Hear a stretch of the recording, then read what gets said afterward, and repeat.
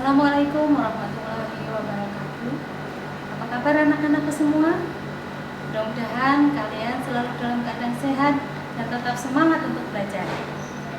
Perkenalkan dulu, saya Ibu Eva Dianasari, guru SMP Negeri 24 Surabaya.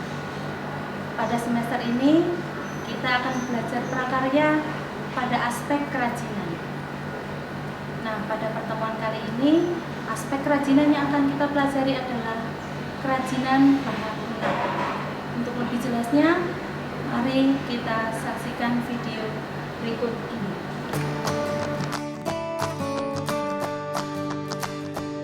Anak-anakku, kali ini kita akan belajar tentang kerajinan bahan lunak.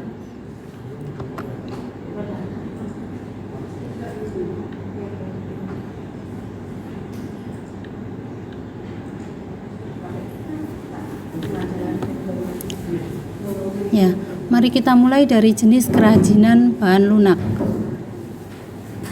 Jenis kerajinan bahan lunak dibedakan menjadi dua, yaitu bahan lunak alam dan bahan lunak buatan. Mari kita pelajari dari yang pertama, bahan lunak alam. Bahan lunak alam adalah bahan lunak untuk karya kerajinan yang diperoleh dari sekitar dan cara pengolahannya juga secara alami, tidak dicampur maupun dikombinasi dengan bahan buatan. Bahan lunak alam merupakan bahan yang berasal dari tumbuhan dan hewan serta lapisan bumi yang bersifat lunak. Contohnya adalah tanah liat, kulit, getah nyatu, bubur tisu, dan floor clay. Mari kita bahas satu persatu. Yang pertama adalah tanah liat.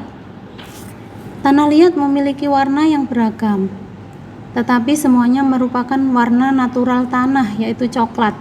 Bisa coklat muda, coklat keabu-abuan, maupun coklat keputihan. Warnanya bergantung dari masing-masing kandungan dari tanah tersebut. Tanah liat mudah hancur jika tidak melalui proses pembakaran. Biasanya hasil kerajinan ini dibakar, yang kita sebut dengan keramik. Berikutnya kulit. Kulit berasal dari kulit hewan yang sudah tersamak sehingga mudah dibentuk.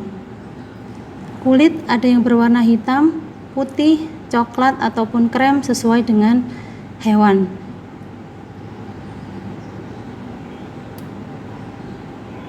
Kulit tidak tahan air. Jika terkena air maka akan rusak struktur kulitnya. Getah nyatu.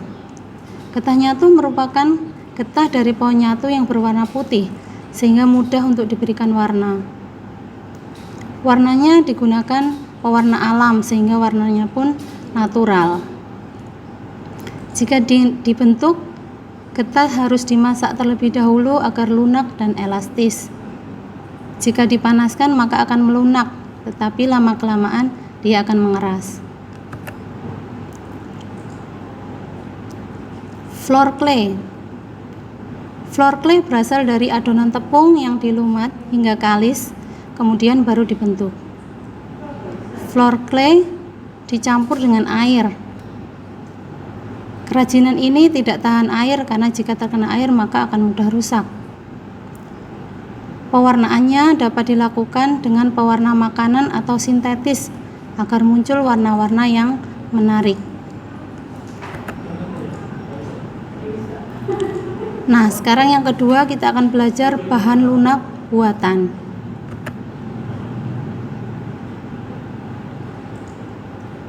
Bahan lunak buatan adalah bahan untuk karya kerajinan yang diolah dan dicampur dengan zat kimia tertentu sehingga menjadi lunak, lembut, empuk, dan mudah untuk dibentuk. Bahan lunak buatan merupakan sesuatu yang diolah manusia dari bahan kimia atau paduannya, bukan asli dari alam.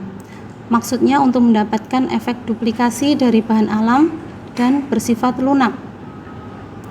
Contohnya adalah polimer clay, gips, fiberglass, lilin, sabun, dan parafin.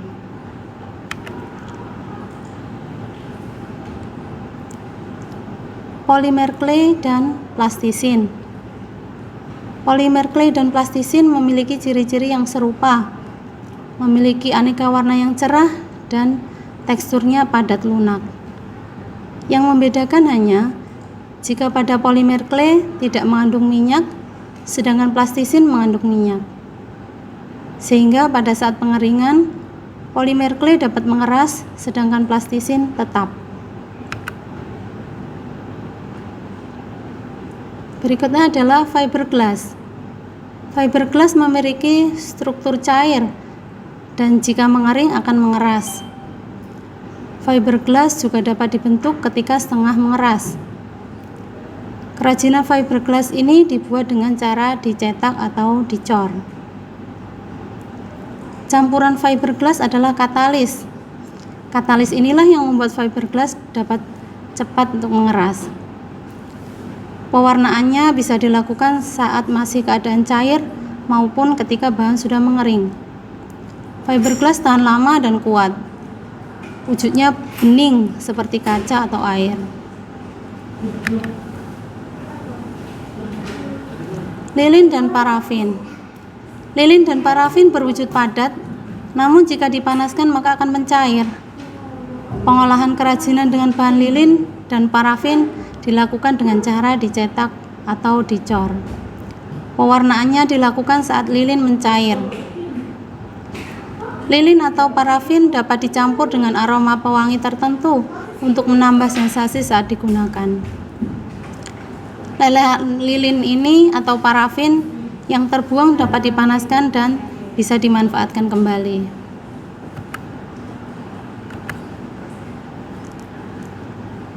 Gips. Gips berbentuk bubuk.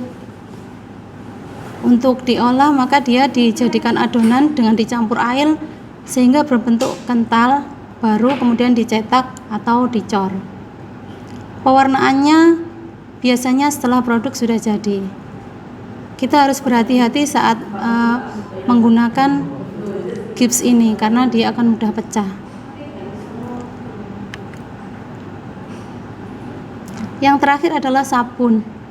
Sabun berwujud padat sehingga dapat langsung diukir pada saat dia padat. Sabun dapat pula diparut atau dihaluskan dan dibentuk seperti floor clay. Sabun yang didiamkan akan mengeras.